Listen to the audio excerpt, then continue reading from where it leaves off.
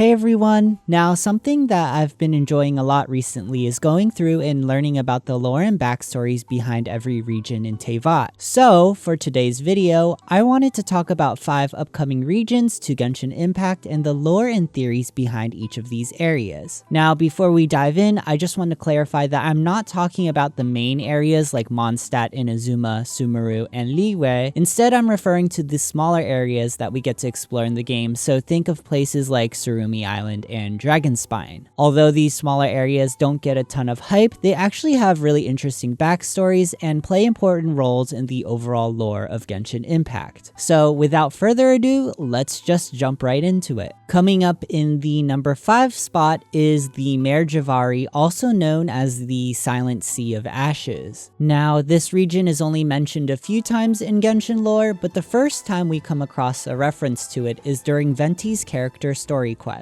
Without going into all the details of this questline, we come across a man named Stanley. As it would turn out, it is later revealed to us that Stanley is not Stanley and that his actual name is Hans Archibald. In a conversation with Hans, we come to learn that the real Stanley sacrificed himself to save Hans from monsters that they encountered within the Mare Jivari. After escaping from the Mare Jivari, Hans would take up Stanley's name to keep his memory alive. From this quest alone, there's a couple things we learn about the Mare Jivari. First of all, it appears to be a place that's feared by many adventurers, as many people who enter it do not make it out alive. Additionally, Mondstadters seem to fear the area, as apparently the wind does not blow there. However, Venti refutes this by saying that he could hear the wind blowing in the Mare Jivari, so I'm not exactly sure who is right here. Lastly, it appears to be a place that's filled with beasts and monsters of all kinds. So obviously this isn't a lot to go off of, but luckily we have another really good source of information on the Mare Jivari, and that's the Lava Walker artifact set. And never in my wildest dreams did I ever think I'd reference this set in any of my videos, but here we are. Anyways, the story behind the Lava Walker is really interesting, and for the sake of time, I'll be summarizing his story, but I highly recommend y'all check out the lore entries for this artifact set. So, hundreds of years ago, there was a wandering sage who explored the great fiery land known as the Mare Jivari. Because of his unique abilities to resist the scorching flames, this sage quickly became known as the Lava Walker. Word would spread quickly of his amazing accomplishments, as he was the only being who was able to survive this formidable place. Because of this, many of the authorities and his teachers would grow jealous of him. They would challenge him, and time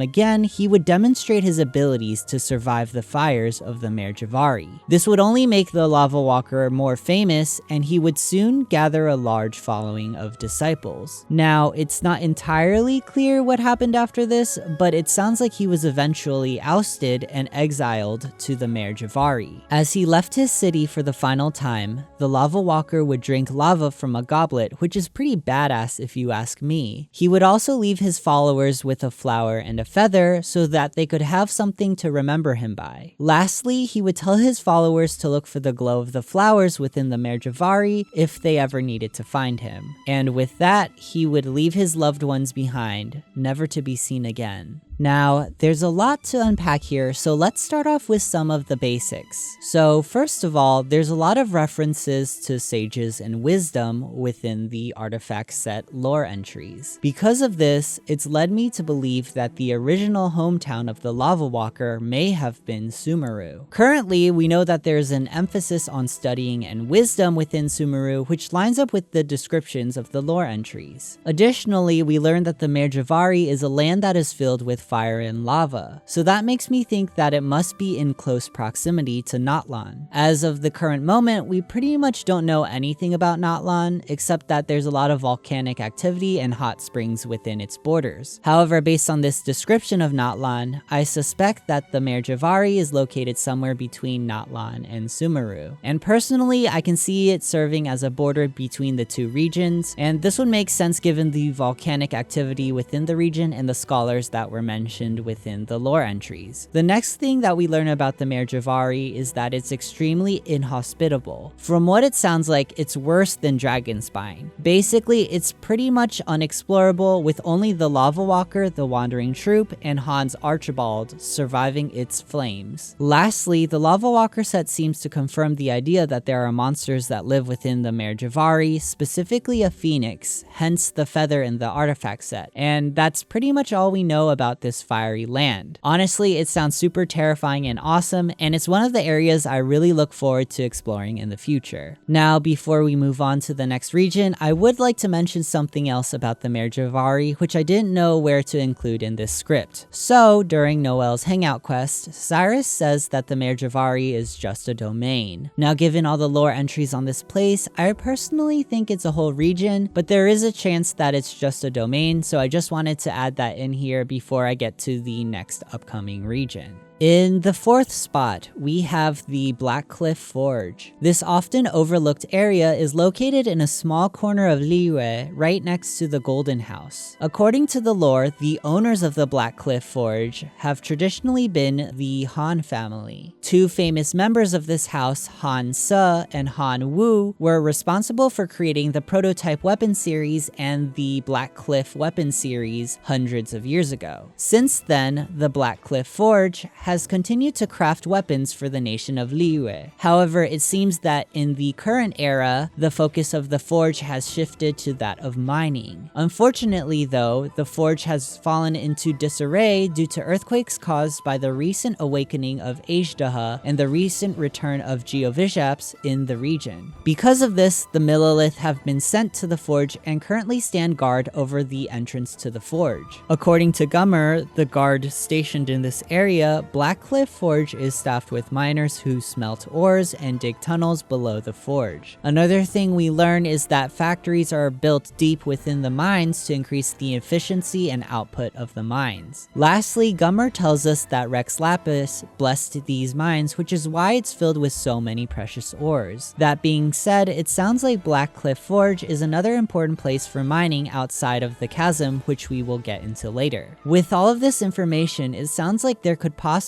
be a large set of tunnels and factories that we could explore underground here. What I find really interesting though is that if you climb over the barriers and walk up to the entrance, you can see a cave behind the rubble of the forge. Though it's not fully rendered in, could this mean that this could become a new region we can explore in the future? I don't know about you guys, but I have a strong feeling that we may need to venture into the mines for a future quest line. Next up, we have Stormterror's Lair, also known as Old Mondstadt. Now, before you roll your eyes and tell me that this place is already released, there's just a lot of things about this place that don't make sense and seem to hint that there's more to this place than appears on the surface. When it comes to the lore, we actually don't know much about this place except for the fact that Venti helped lead a rebellion against the god Decarabian in Old Mondstadt. Outside of that, there's just a lot of things in the map's design that hints at there being more to this area. First of all, there's Decarabian's tower. There's just so much of it that's unexplored, and the fact that there's a lower level makes me think at some point we will have the option to go deeper in there. Then there's the glowing pond. What is its purpose? Why is it glowing? If you explore the area behind the tree, you'll find a little cave. And maybe this is a teaser for a future area we'll get to explore here. Additionally, there's just so many buildings, structures, and roads that seemingly lead to nowhere at the current moment. All of it feels a bit unfinished, like this area was meant to be bigger. Lastly, there's this giant gate at the back of Stormterror's lair. This place has always been a mystery to me. Something about it is so strange, and the fact that the developers purposely placed it here for us to explore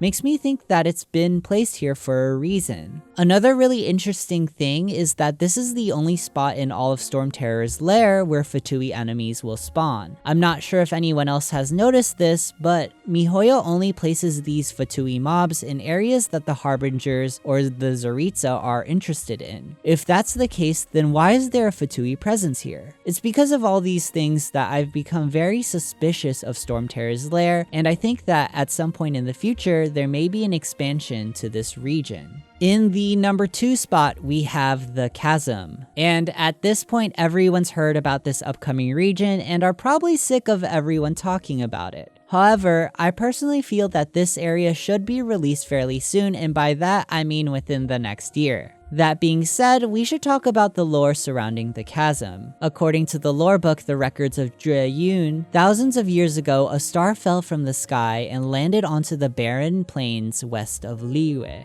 The impact from the falling star would result in a crater that would later be called the Chasm. It also appears that this impact would create many of the precious ores and jades that the people of Liyue continue to mine to this day. In the lore entries for the Blackcliff weapon series, we come to learn that over time, many of the mines throughout Liyue would run dry. In an attempt to procure more precious stones, these miners would continue to dig deeper, and this included the mines at the chasm. Eventually, the miners would dig so deep, they would eventually reach the Earth's core. However, mining to the Earth's core would have its consequences, and this would cause many earthquakes within the region, spelling disaster for miners throughout Liyue. By uncovering the core, the miners would also release hordes of monsters that would wreak havoc throughout the mines. Additionally, digging this deep would damage the ley lines and disturb both Ajdaha and the meteorite. This would eventually force Rex Lapis and the Adepti into fighting Ajdaha and sealing him away. In doing so, peace would be restored, however, it would not last very long. According to the tenacity of the Millilith artifact set, this would all come to an end with the invasion of the Abyss. In these lore entries, we come to learn that the source of the abyssal invasion for Liyue appeared to be the chasm itself. In response, Rex Lapis would send the Millilith and an unknown Yaksha to defend and evacuate the chasm.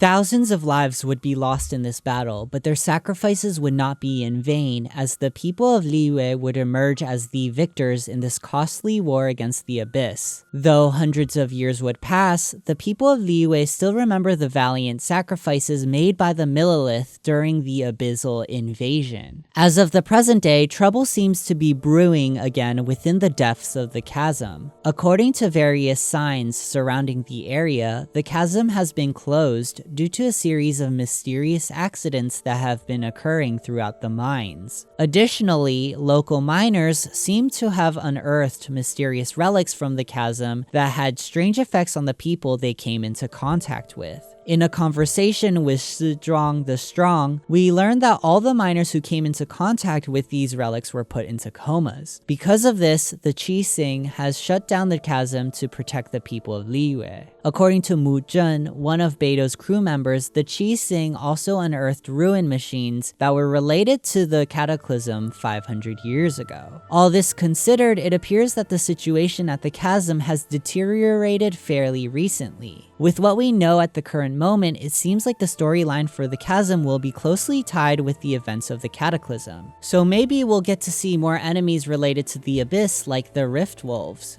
Who knows? At this point, we'll have to wait for its release to find out more about this mysterious place. And now, in the number 1 spot, we have Enkanomiya. Now, I'll briefly talk about Enkanomiya in this video because I do have 2 other videos on this channel about this mysterious underwater city. So if you guys are interested in a more in-depth analysis, you definitely should check them out. Anyways, a lot of what we know about Enkanomiya is contained within the lore book, The Serpent Drake of Tokoyo no Kuni. According to this lore book, there once lived a civilization of humans deep under the sea. This was a dark and dangerous time for these people as they were constantly attacked by a creature known as the Dragonair. However, this would all come to an end when the lone sage Abe Yoshihisa created an underground star to scare away the Dragonair. This creation of the underground star would also lead to the creation of beings known as the Sun Children. As peace befell Enkanomiya, the people would choose the first Sun Child to be their leader. However, he turned out to be a selfish and cruel ruler and would enslave the people and imprison the lone sage. Many years later, a young boy would come across the giant serpent Orobashi while diving around an underwater cave. The boy and Orobashi would develop a sort of kinship, and the two two would return to Enkanomiya, overthrowing the first Sunchild, defeating the Dragonair, and bringing the people of Enkanomiya to the surface of Teyvat. Now, this is an extremely condensed version of the lore of Enkanomiya, but it tells us some very interesting things about this area. First of all, there is an underground star that serves as a light for Enkanomiya. This probably means that there will be some sort of structure within Enkanomiya that serves as a beacon of light. Additionally, we know that the light from the star has driven away the Dragonair and that Urabashi has sealed him away. However, as the seal has significantly weakened since Urabashi's death, it seems to hint at the fact that the traveler may have to confront and defeat the Dragonair one last time. All in all, this is looking to be an area jam-packed with lore on Watatsumi Island, and I'm super excited for it. And yeah, that is a list of 5 areas that could possibly be coming to Genshin Impact in the near future. Which one of these areas are you guys most excited for? Let me know down in the comments section below. For me personally, it's either Enkanomiya or the Chasm. Hope you guys enjoyed this video. If you did, please hit the thumbs up button and subscribe to my channel for more Genshin lore content, and I'll see you guys next time. Peace!